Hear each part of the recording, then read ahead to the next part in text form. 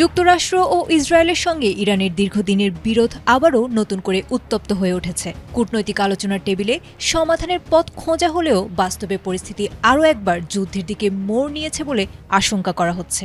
Tehran ও Washington উভয় পক্ষই তাদের অবস্থানে অনড় থাকায় সংঘাত থামার বদলে নতুন করে শুরু হওয়ার জোরালো সংকেত পাওয়া গেছে। ইরানের সশস্ত্র বাহিনীর পক্ষ থেকে সম্প্রতি এক কঠোর সতর্কবার্তা দেওয়া হয়েছে।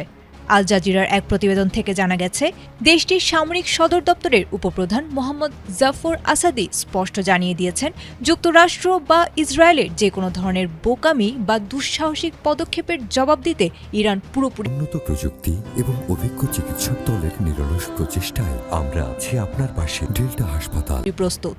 তেহরানের দাবি, ওয়াশিংটন আসলে কোনো চুক্তি বা আন্তর্জাতিক আইনের তোয়াক্কা করেনি। তাদের বর্তমান কর্মকাণ্ড মূলত সংবাদ মাধ্যম কেন্দ্রিক এবং তেলের বাজারের নিয়ন্ত্রণ ধরে রাখার একটি কৌশল মাত্র।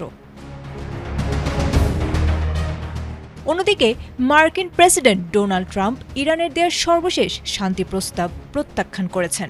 ফ্লোরিডায় যাওয়ার আগে তিনি গণমাধ্যমকে জানিয়েছেন, ইরানের প্রস্তাবগুলো তার কাছে গ্রহণযোগ্য নয়। এমনকি কোনো চুক্তি ছাড়াই যুক্তরাষ্ট্র বর্তমানে ভালো অবস্থানে আছে বলে তিনি মনে করেছেন। ট্রাম্পের এমন অনমনীয় অবস্থান সংঘাত নিরসনের পথকে যেন আরও সংকীর্ণ করে তুলেছে।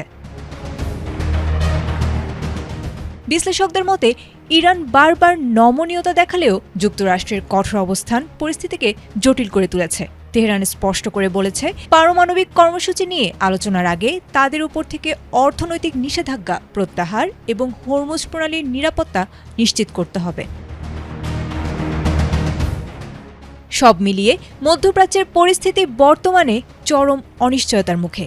একদিকে ইরান তাদের সার্বভৌমত্ব রক্ষায় যুদ্ধের প্রস্তুতির কথা বলছে, অন্যদিকে যুক্তরাষ্ট্র কোনো শর্তেই ছাড় দিতে রাজি নয়। দুই দেশের এই অনড় অবস্থান পুরো অঞ্চলের নিরাপত্তা ব্যবস্থাকে একটি বড় ধরনের ঝুঁকির মুখে ঠেলে দিয়েছে। ওয়াশিংটনের পরবর্তী পদক্ষেপের ওপরই নির্ভর করছে এই উত্তেজনা প্রশমিত হবে নাকি নতুন করে বড় কোনো সংঘাতের সূচনা ঘটবে। আয়েশা আক্তার, এটিএন বাংলা।